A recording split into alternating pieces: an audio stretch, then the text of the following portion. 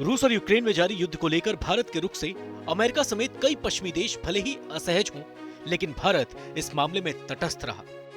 उसने अपने आधिकारिक बयानों में युद्ध शुरू होने से अब तक न तो रूस की निंदा की है और न ही यूक्रेन की संप्रभुता को रेखांकित किया है। दूसरी ओर इन 8 महीनों में जब भी मौका आया तब भारत ने रूस से दोस्ती भी निभाई। अब एक बार फिर भारत ने रूस से दोस्ती निभाई है। दरअसल सोमवार को संयुक्त राष्ट्र महासभा यानी यूएनजीए में रूस के खिलाफ एक प्रस्ताव को मंजूरी दी गई।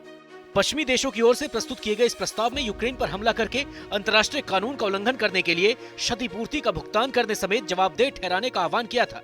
इस दौरान कुल 94 देशों ने प्रस्ताव के पक्ष में वोटिंग की, वहीं 14 देशों ने इसके खिलाफ अपना वोट डाला। भारत भी इस वोटिंग से अनुपस्थित रहा। संयुक्त राष्ट्र में भारत की स्थायी प्रतिनिधि रुचिरा कंबोज ने इस बहिष्कार की व्याख्या करते हुए निष्पक्ष रूप से विचार करने की बात पर जोर दिया। उन्होंने कहा कि क्या यूएनजीए में एक वोट के जरिए एक पूर्ण मूल्यांकन प्रक्रिया संघर्ष के हल की कोशिशों में योगदान देगी। कंबोज ने कहा कि यूएनजीए के प्रस्ताव द्वारा इस तरह की प्रक्रिया की कानूनी वैधता अस्पष्ट बनी हुई है, इसलिए हमें तंत्र नहीं बनाना चाहिए और पर्याप्त अंतर्राष्ट्रीय कानून के निरीक्षण के बिना मिसाल कायम करनी चाहिए, जिसका संयुक्त राष्ट्र और अंतर्राष्ट्रीय आर्थिक प्रणाली के भविष्य के कामकाज पर प्रभाव पड़ता है। उन्होंने कहा कि हमें ऐसे कदमों से बचने की जरूरत है जो बातचीत और बातचीत की संभावना को रोकते हैं या इसे खतरे में डालते हैं। कंबोज ने रूसी राष्ट्रपति पुतिन के लिए पीएम मोदी के इस दावे को दोहराते हुए कहा कि ये युद्ध का युग नहीं है। बातचीत और कूटनीति के माध्यम से शांतिपूर्ण समाधान के लिए प्रयास करने के इस दृढ़ संकल्प के साथ भारत ने मतदान से दूर रहने का फैसला किया है।